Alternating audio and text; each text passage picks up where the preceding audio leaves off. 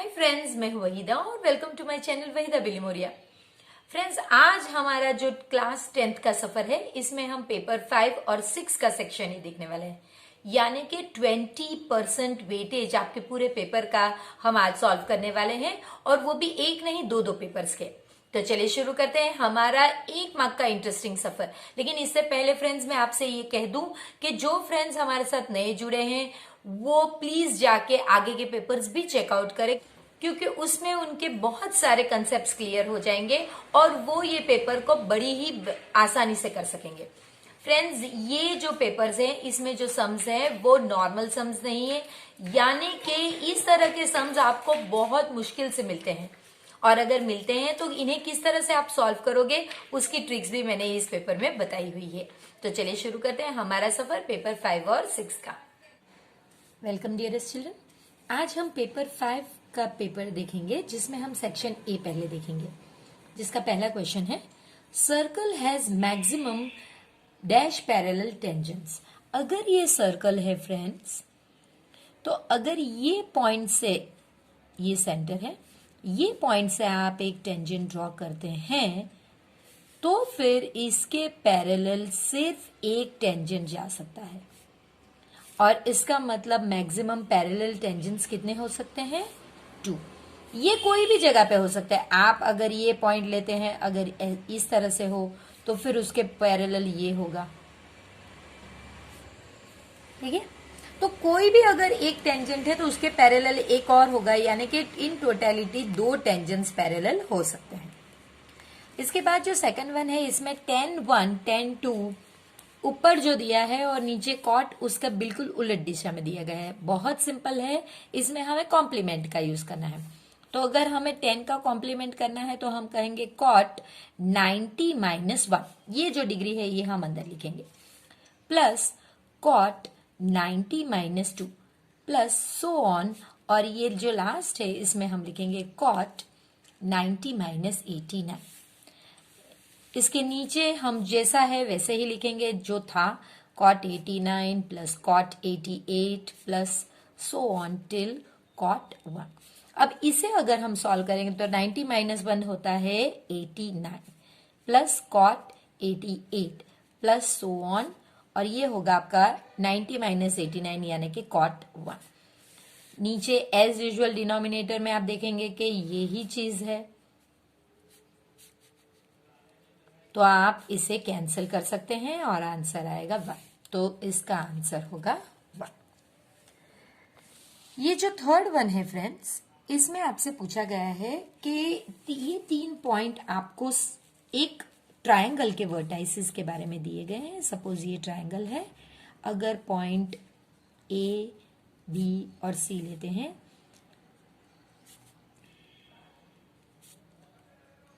और आपसे कहा गया है कि एडी मीडियन है, यानी कि ये जो डी है ये 2 को इक्वल पार्ट्स में कट करता है।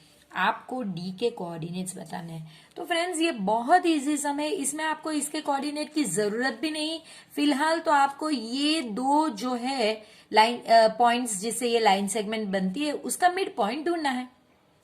तो ये जो डी का जो एक्स है ये आपका बहुत सिंपल 3 + 1/2 होगा, और इसका y कोऑर्डिनेट जो है ये 2 + 4/2 होगा।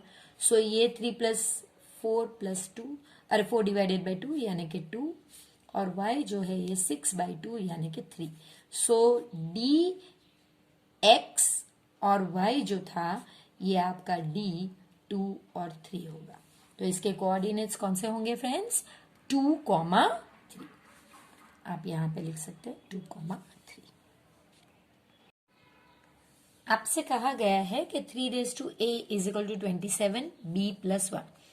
तो 3 raised to a is equal to 27b + 1।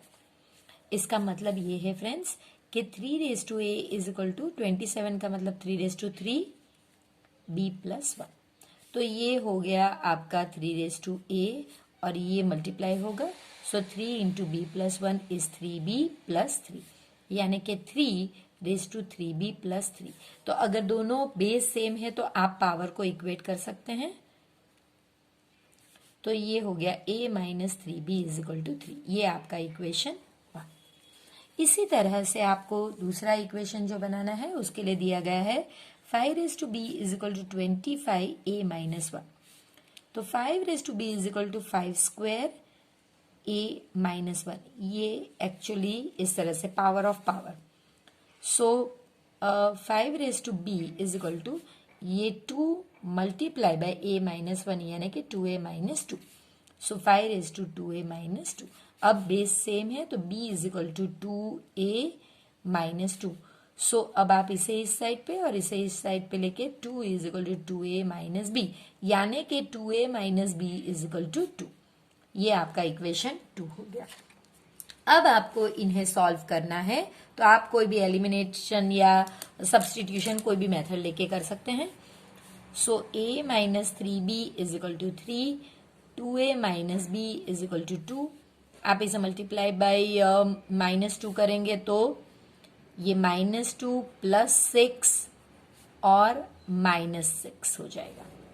अब आप इसे कैंसिलेशन करके 5b is equal to minus 4। So b is equal to minus 4 by 5।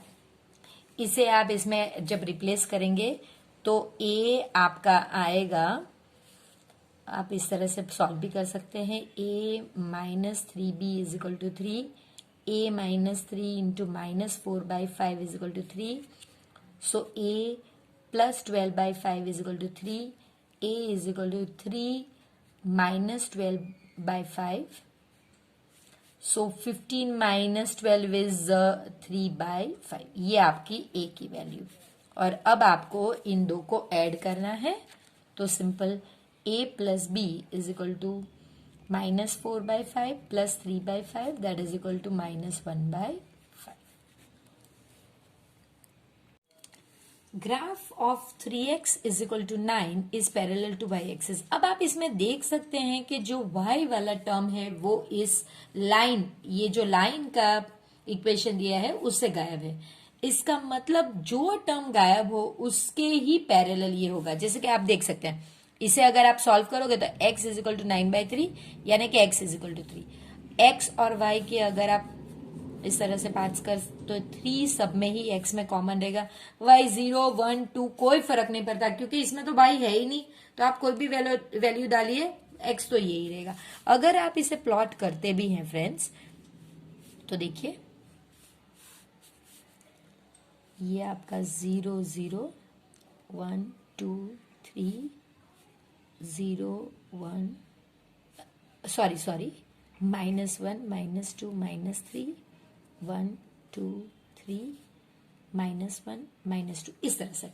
तो 3, 0 यानी कि ये पॉइंट, 3, 1 यानी कि ये पॉइंट और 3, 2 यानी कि ये पॉइंट। तो इस तरह की कुछ लाइन आपको मिलेगी। जो लाइन आप देख सकते हैं कि ये y एक्सिस है, आप जानते हैं कि ये y एक्सिस है और ये x एक्सिस है, तो ये इसके बिल्कुल पैरेलल होगी। तो यही पूछा गया है कि graph of 3x is equal to 9 is parallel to y axis. तो हमारा आंसर होगा इसके लिए ट्रू।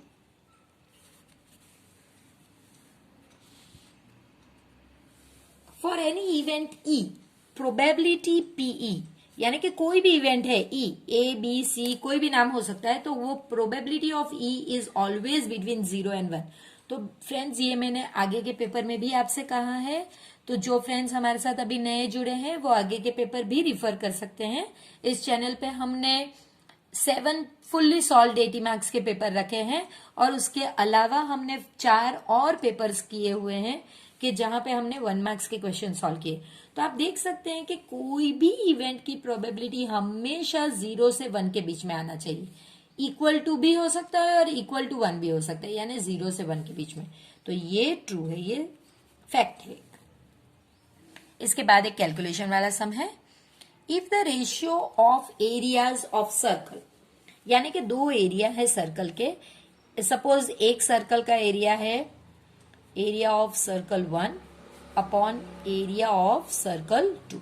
तो सर्कल 1 अगर आप पाई r 1 स्क्वायर तो यहाँ पे पाई r 2 स्क्वायर, तो इसका रेशियो 1:4 है। आप इसे कैंसिल कर सकते हैं। So r1 upon r2 square is equal to 1 upon 2 square, therefore R1/R2 is equal to 1:2। ये आपको पता चल गया। अब आपको पूछा है कि आपको सरकमफ्रेंस का रेशियो ढूंढना है, तो फ्रेंड्स यही चीज होगा, सर्कल 1 ही आपको ऊपर लेना हो, तो circumference of circle 1 upon circumference of circle 2 is equal to, आप 2πr फॉर्मूला लेंगे, ये R1 होगा, 2πr2, अब ये तो कैंसिल हो गया, तो ये R1/R2 हो गया। तो लेकिन इसकी वैल्यू तो हमने ढूंढ ली है, तो 1/2, और रेशियो में 1:2 का रेशियो आना चाहिए, जबकि यहां पे दिया गया है 2:1 का रेशियो, इसलिए ये आंसर हमारा फॉल्स है। वरना ट्रू होता अगर ये 1:2 होता तो, लेकिन ये 2:1 है। ये एक बड़ा ही इंटरेस्टिंग सम है। कहा गया है कि मीन ऑफ 15 नंबर्स इज 10। तो मीन की फॉर्मूला क्या है फ्रेंड्स, सिग्मा xi/n। तो ये आपको दे दिया गया है कि 10 है मीन, और ये आपको पता नहीं, लेकिन ये पता है कि 15 है। तो इसका मतलब कि सिग्मा xi आपका 10 इंटू 15, यानी कि सिग्मा xi आपका 150 है। अब आगे बढ़ते हुए वो कहते हैं, if 3 is added in 1 to 10 number, यानी कि 1 2 3 4 5 6, इस तरह से आपको सिर्फ 7 8 9 10 11 12 13 14 15। अब देखिए ये कहते हैं कि इन नंबरों को, यानी कि सिर्फ 10 तक के नंबरों में हर एक में आप 3 ऐड करते हैं, यहां तक सब में, इनमें नहीं, तो फिर नया मीन क्या होगा। तो फ्रेंड देखिए, ये आप 10 नंबर्स में +3 कर रहे हैं, यानी कि टोटल 30 आप एक्स्ट्रा कर रहे हैं। तो जो न्यू टोटल होगा वो आपका होगा जो पुराना टोटल था ये 10 का, प्लस उसमें 30। अब आपको न्यू मीन जो ढूंढनी है वो तो सिंपल फॉर्मूला है, वो न्यू टोटल डिवाइडेड बाय जो सिग्मा n है वो, तो ये तो बदलने वाला नहीं है। तो ये हमारा हो गया 150। ओल्ड टोटल हमें पता है, देखिए यहाँ पे हमने काउंट कर लिया था 150 + 30, यानी आप चाहें तो यहीं पे 180 करके यहाँ पे 180 भी लिख सकते हैं, और डिवाइडेड बाय जो नंबर है वो तो 15 के 15 ही रहे, तो इसका आंसर आएगा 12। ये जो है सम, ये बहुत इंटरेस्टिंग है सम। अगर आपने यहाँ पे ही सॉल्व कर लिया तो ये 2 मिनट में हो जाएगा, वरना आपको पूरा सम जैसे 2 मार्क्स क्वेश्चन में सॉल्व करते हैं उसमें बहुत टाइम लगेगा। तो देखिए थोड़ा सा हम इसमें ट्रिक आजमाएंगे और वो ही करेंगे, इंटू कोसेक ए। अब हम जानते हैं कि जो कोसेक है, ये आप ये sign A plus cos A जैसे है वैसे ही लिखिए, और कोसेक का मतलब है 1/sin ए। अब इसे आप इसमें डिवाइड करेंगे, एक्चुअली ये तो यही है कि भाई sign A plus cos A upon sine ए, इसका मतलब यही है। तो इसका मतलब साइन ए को के अंडर में भी आप यही लिख सकते हैं, और कॉस ए के अंडर में भी आप यही लिख सकते हैं। ये तो कैंसिल हो गए, 1 हो गया, और यहां पे ये हो गया आपका कॉट ए, जो आपको ऑलरेडी दिया गया है friends. So 1 + 5/12 that is equal to 17/12। इतना इजी है अगर आप इसे इस तरह से सॉल्व करोगे, वरना फिर आपको ये बहुत लंबा सम लगेगा, और अपना टाइम हमें कभी वेस्ट नहीं करना है 1 मार्क के सम में। तो ये हमारा ऑप्शन है, option C. PA is to PA' is equal to 2:3, find PA'। तो फ्रेंड अगर आपको PA' बोला गया है तो पहले आप इस इक्वेशन को, PA' है तो PA में लाइए, यानी कि आप इसे यहां पे रखिए, PA is equal to 2/3 PA'। ये आप पहले करिए। ये करने से क्या होगा फ्रेंड्स, आपके पास PA आ गया। अब आपको पता है कि भाई PA प्लस PA' जो है ये 1 होता है, इसे आप अब रिप्लेस कर सकते हैं। सो देखिए 2/3 PA dash plus PA dash is equal to 1। तो आप एलसीएम अगर कर लोगे तो 3 एलसीएम यानी कि 2PA plus 3PA dash upon 3 is equal to 1। So 5/3 PA dash is equal to 1, therefore PA dash is equal to 3/5। तो ये हमारा आंसर है 3/5। आपसे कहा गया है कि if we double the radius of a sphere then ratio of the volume of the new sphere and original sphere is. तो देखिए, अगर आप R1 से R2 जब करते हैं तो ये 1 हो तो आप 2 करते हैं। इसका मतलब क्या कि न्यू स्फीयर हम अभी ऊपर लिखेंगे तो, और नीचे ओल्ड स्फीयर लिखेंगे या ओरिजिनल स्फीयर। तो R2/R1 आपने 2/1 किया हुआ है। अगर आपको ये दिया गया है तो आपसे कहा गया है कि आपको वॉल्यूम ढूंढना है। तो volume of new sphere upon volume of original sphere, आपको पहले फॉर्मूला लगानी है πr2 cube upon 4/3 πr1 cube. कल एक पेपर में मैंने डायरेक्ट 4πr क्यूब लिखा था क्योंकि 3 ऑलरेडी कैंसिल हो जाता है। तो आप, लेकिन अगर आपको लिखना है तो पूरी फॉर्मूला लिखिए। तो इसका मतलब R2/R1 का क्यूब। तो ये तो आपको पता है कि 2/1 है, तो इसका क्यूब होगा 8/1 यानी कि 8:1। ये आपका रेशियो होगा। ये बहुत इंटरेस्टिंग सम है फ्रेंड्स, इसे आप मार्क करके रखिए, ये बहुत ज्यादा इंटरेस्टिंग है।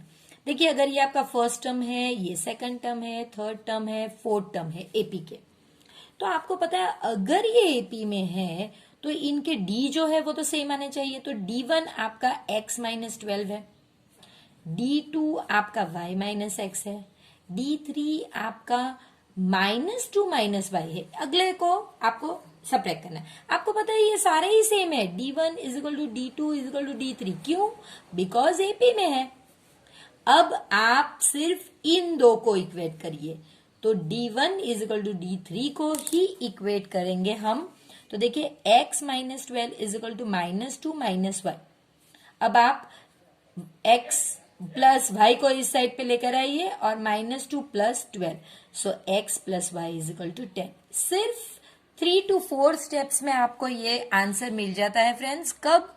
जब आपके ये कंसेप्ट क्लियर हो कि अगर एपी में है तो इनके डी जो है वो सेम होने चाहिए, और सिर्फ ये दो को मैं इक्वेट करूंगी। इसको इक्वेट करने की जरूरत नहीं क्योंकि x+1 पूछा गया है। इस तरह से आपको एक इक्वेशन दिया गया है, क्वाड्रेटिक इक्वेशन, और आपको इनके जीरोस का एडिशन करना है, वो भी रेसिप्रोकल ऑफ जीरोस का। तो फ्रेंड्स पहले इन्हें सॉल्व करना पड़ेगा, तभी आपको जीरोस मिलेंगे।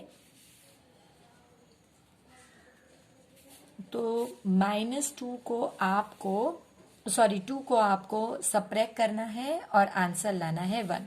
सो 2 1 ये प्लस और ये माइनस होगा क्योंकि ये बीच में साइन। सो 2x² plus 2x minus x minus 1। इसमें से 2x 2x कॉमन निकलेगा तो x प्लस 1, -1 कॉमन निकलेगा तो x प्लस 1। सो 2x माइनस 1 और ये हो गया आपका x प्लस 1, यानी कि ये दोनों ही आपके जो है वो जीरोस ही माने जाएंगे। तो इज इक्वल टू अगर मैं 0 करती हूं तो इज इक्वल टू 0 ही आपको करना है। So 2x minus 1 is equal to 0 और x plus 1 is equal to 0। So 2x is equal to 1, x is equal to half, x is equal to -1। तो ये आपका अल्फा हो गया और ये आपका बीटा हो गया। अब आपको कहा है कि इनके रेसिप्रोकल को आप ऐड करना है। तो 1/α जो है वो अगर इसका रेसिप्रोकल करती हूं तो इसका रेसिप्रोकल भी होगा, और 1/β में फर्क नहीं आएगा क्योंकि इसका रेसिप्रोकल -1 ही होगा। अब आपको 1/α प्लस 1/β ऐड करना है, यानी कि 2 प्लस -1 यानी कि 2 - 1 यानी कि 1 इसका आंसर होगा। if we throw die 2 times, what is the total possible outcomes? Friends, 1 2 3 4 5 6 ये पहले डाई 1 के हैं. इसी तरह डाई 2 में भी यही चीज होगी कि 1 2 3 4 5 6. अब कॉम्बिनेशन कैसे बनेंगे फ्रेंड्स? ये इस तरह. सो 1 1, पहले में 1, दूसरे में 1, फिर 1 2, फिर 1 3, 1 4, 1 5 और 1 6. अगर 1 के साथ ये सभी खत्म होते हैं फिर 2 से स्टार्ट होगा. 2 1 2 2. इस तरह से फ्रेंड्स मैं आपके लिए लिख के रखती हूं. तो इस तरह से अगर आप इसे ये इस तरह से होंगे यानी कि n is equal to 36 outcomes. लेकिन इतना बड़ा टाइम, ये टाइम हमारे पास एग्जाम में 1 मार्क के सम के लिए नहीं होता. तो तब शॉर्टकट क्या है? एक फॉर्मूला है कि इस नंबर को रेज टू दिस नंबर. ये जो नंबर है ये एक बार डाई को आप टॉस करो तो हाउ मेनी आउटकम्स. तो आपको पता है कि अगर एक बार मैं डाई टॉस करती हूं तो 6 आउटकम्स. और ये जो है हाउ मेनी टाइम्स, आप कितनी बार ये करने वाले हैं, तो वो आपको दे दिया है 2 टाइम्स. तो 6 रेज टू 2, तो इसका आंसर डायरेक्ट 36 होगा. तो आप इस तरह कर सकते हैं कि जिसमें ये है कि एक बार करो तो कितने आउटकम और कितनी बार करना है, तो ये डायरेक्ट आंसर आएगा. वरना आपको ये पूरा वर्कआउट करके भी 36 आंसर मिल सकता है. अगर 1 मार्क का सम है तो आपको ये पैटर्न फास्ट आंसर दिला सकती है. अब ये what is the probability of sure event. Sure event या सर्टन इवेंट या इसके पॉसिबल नहीं होगा, श्योर या सर्टन इवेंट होगा. तो फ्रेंड्स इसकी प्रोबेबिलिटी है 1. अगर कोई चीज 100%, जैसे कि सन का राइज होना ईस्ट में से, वो 100% है, तो तब ये 1 होगा. और इम्पॉसिबल इवेंट का जो होगा वो होगा 0. इसके बाद इस पेपर का जो है यानी कि पेपर नंबर 5 का last question, which mathematician of Greek country developed geometrical method to find length. वो कौन से मैथमेटिशियन है? तो वो है आपके यूक्लिड. यूक्लिड है जो ग्रीक कंट्री से है और जिन्होंने ज्योमेट्रिक मेथड से लेंथ को ढूंढा था. पेपर नंबर 6 का पहला सम देखते हैं फ्रेंड्स. ये पेपर में भी कुछ ऐसे सम्स हैं जो बहुत ही यूनिक और इंटरेस्टिंग है. तो पहला ही सम ऐसा है कि आपको कहा गया है कि if the graph of this is passing through origin, यानी कि 0 0 से अगर कोई ग्राफ पास हो रहा है, यानी कि ये एक लाइन है, ये लाइन आपकी ax minus B Y is equal to m है और ये ओरिजिन से पास हो रही है, तब आपको m की वैल्यू बतानी होगी. तो फ्रेंड्स यही ट्रिक है. अगर कोई ग्राफ पास करता है ओरिजिन से तो इसका मतलब उसका कांस्टेंट जो है वो 0 होता है. अब आप कहोगे कि इसका क्या मतलब है, तो देखिए ax plus B Y plus C is equal to 0.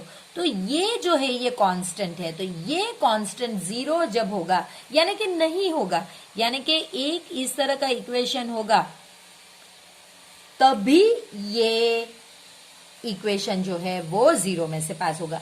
इसका मतलब हमारा ये जो कांस्टेंट है ये m will be equal to 0. तभी ये पास हो सकता है. अगर कांस्टेंट नहीं है तभी ये पास हो सकता है ओरिजिन में से.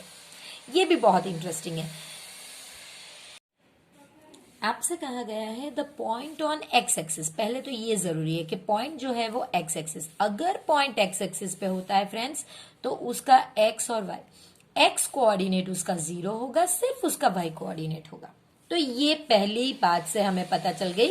अब आपसे ये भी कहा गया है कि वो इक्वी डिस्टेंट है, यानी कि आपको y के लिए सिंपल यही फॉर्मूला लगानी है, y1 प्लस y2 बाई 2, यानी कि 2 प्लस 4 बाई 2 यानी कि 6 बाई 2 3. तो एक तो 0 है और y आपको मिल गया 3, तो वो जो पॉइंट है उसके कोऑर्डिनेट्स होंगे 0 3. ये जो सम है ये और भी इंटरेस्टिंग है फ्रेंड्स. सारे ही सम शायद इस पेपर में इंटरेस्टिंग है, तो प्लीज एंड तक देखिए और वो सारी टिप्स सुनिए जो मैं आपको देती हूँ. इसे सॉल्व करने के लिए, फास्ट सॉल्व करने के लिए। तो चलिए, आपको पता है कि भाई ये दो चीज दी गई है और कहा गया है कि इक्वल टू 1 है, लेकिन आपको पता है कि sine square theta plus cos square theta जो है वो 1 है। इसका मतलब ये जो 5x माइनस 30 है ये भी थीटा है, और 2x प्लस 15 है ये भी थीटा है। अगर दोनों ही चीज थीटा है तो आप इन्हें इक्वेट कर सकते हैं। So 5x minus 30 is equal to 2x plus 15। x को इस साइड पे लेके आएंगे और इसे इस साइड पे। So 3x is equal to 45, x is equal to 45 by 3, so that is equal to 15। ये आपकी वैल्यू आ गई। Tangents intersect circle in dash point. तो अगर आप इस तरह से एक सर्कल बनाते हैं और अगर पॉइंट यहाँ है, ये आपका सर्कल है और ये टेंजेंट वाला पॉइंट है, पॉइंट ऑफ कांटेक्ट, तो देखिए 1। आप कहीं भी बना लीजिए, टेंजेंट जो है वो सर्कल को सिर्फ 1 पॉइंट में इंटरसेक्ट कर सकता है। इसी तरह अब ट्रू और फॉल्स में आगे बढ़ते हुए, ये भी बहुत इंटरेस्टिंग है। If theta is acute angle और √3 cos theta is equal to sine theta, then theta is 30। तो यहीं से शुरू करते हैं। √3 cos theta is equal to sine theta. अब आप √3 को अलग रख दीजिए और इसको इस साइड पे ले आइए। √3 is equal to sine theta upon cos theta, लेकिन sine theta upon cos theta तो tan थीटा है। और जब आप पेज 185 के टेबल में देखोगे तब आपको पता चलेगा कि tan 60 is √3, therefore theta is equal to 60। बल्कि आपको क्या कहा गया है कि थीटा तो 30 है, इसलिए ये 30 नहीं 60 है, इसलिए ये फॉल्स है। Probability of complementary event of sunrise, यानी कि ये आपका इवेंट है सनराइज इज इन ईस्ट। तो ये तो आप जानते हैं कि पीए जो है वो है सनराइज इन ईस्ट, तो ये तो आपका श्योर इवेंट है और श्योर इवेंट की प्रोबेबिलिटी हमेशा 1 होती है। अब इसका कॉम्प्लीमेंट पी ए डैश आपको ढूंढना है, तो ये आपको पता होना चाहिए कि भाई P A plus P A dash जो है ये 1 होते हैं। ये ऑलरेडी 1 हो गया, तो पी ए डैश कितना होगा 1 माइनस 1 यानी कि 0।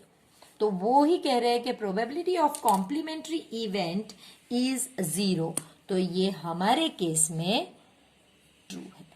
क्यों? क्योंकि ये हमारा श्योर इवेंट है और complementary of sure is impossible event. तो अगर आपको यही पता चल जाता कि भाई श्योर इवेंट का कॉम्प्लीमेंट तो इम्पॉसिबल इवेंट है, इम्पॉसिबल इवेंट की प्रोबेबिलिटी हमेशा 0 ही होती है। Volume of hemisphere of radius this much is, तो आपको एक हेमिस्फीयर है जिसका रेडियस जो है ये आपको 1.2 सेंटीमीटर दे दिया है, आपको इसका वॉल्यूम ढूंढना है। तो वो काफी इजी है, आपको सिर्फ वॉल्यूम ऑफ हेमिस्फीयर की फॉर्मूला आनी चाहिए, जो हमारे केस में बहुत इजी है, 2/3 और πr³। सो 2/3 इंटू, क्योंकि ये पाई में ही है हम पाई को वैसे ही रखेंगे, 1.2 इंटू 1.2 इंटू 1.2, ये आपका 0.4 हो जाएगा। तो 0.8 इंटू 0.144, 1.2 यानी 10 इंटू 12/10, तो 144 यानी सॉरी ये आपका 1.44 होगा और ये 0.8 हो गया, ये आपका हो जाएगा 1.152 पाई सेंटीमीटर क्यूब ही होगा ये। इसके बाद एडिशन ऑफ फर्स्ट n, ये जरूरी है हमारे लिए। इवन नेचुरल नंबर्स इज, तो फ्रेंड्स इवन नेचुरल नंबर 2, 4, 6 आप इस तरह से लीजिए। ये लास्ट जो है ये 2n होगा। ये आप कहेंगे आपने कैसे जान लिया? देखिए ये फर्स्ट है तो ये फर्स्ट के लिए 1 इंटू 2 हो गया, ये सेकंड है तो 2 इंटू 2, यानी कि जो भी नंबर यहां पे होगा उसको जब आप 2 से मल्टीप्लाई करोगे तभी ये बनेगा। अब क्योंकि हमें एडिशन ऑफ फर्स्ट यानी कि हमें एसएन ढूंढना है, तो तो हमें फर्स्ट टर्म भी पता है, लास्ट टर्म भी पता है, तो हमारी फॉर्मूला तो यही जो होगी कि भाई n/2 a प्लस एल वाली फॉर्मूला लेंगे। क्यों? क्योंकि ये भी पता है, ये भी पता है। तो चलिए n/2 a हमारा कौन सा है 2 प्लस ये कौन सा है हमारा 2 है। अब इनमें से हम n/2 इनमें से 2 कॉमन निकालते हैं। सो ये आपका हो गया 1 प्लस n, तो ये आपका चला गया। सो n इंटू एन प्लस 1 ये फॉर्मूला होनी चाहिए। n इंटू एन प्लस 1 मैंने आगे ऐसे कर दिया तो ये इट्स ओके फॉर एडिशन। तो ये फॉर्मूला होनी चाहिए, ना कि ये फॉर्मूला, इसलिए ये फॉल्स है। फ्रेंड्स यहां पे हमने लिखा नहीं, मुझे माफ कीजिए, कि ये ट्रू है, क्योंकि हमने आंसर सेम ही लेकर आए थे। अब इसके बाद जो है ये भी एक इंटरेस्टिंग ही है कि भाई ये मैंने कहा था वैसे आपको कि ये हर पेपर में कोई ना कोई मेथड से आता ही है। तो 53 फ्राइडेज और वो भी नॉन लीप ईयर, तो नॉन लीप ईयर में 365 डेज होते हैं। सो 365 को आप डिवाइड कीजिए 7 से, क्योंकि 7 डेज होते हैं एक वीक में। तो चलिए ये 5 जा और 1 बच गया, सो 2 जा 1/7, सो 52 1/7। तो यही आंसर है आपका 1 और टोटल 7 डेज होते हैं या नहीं।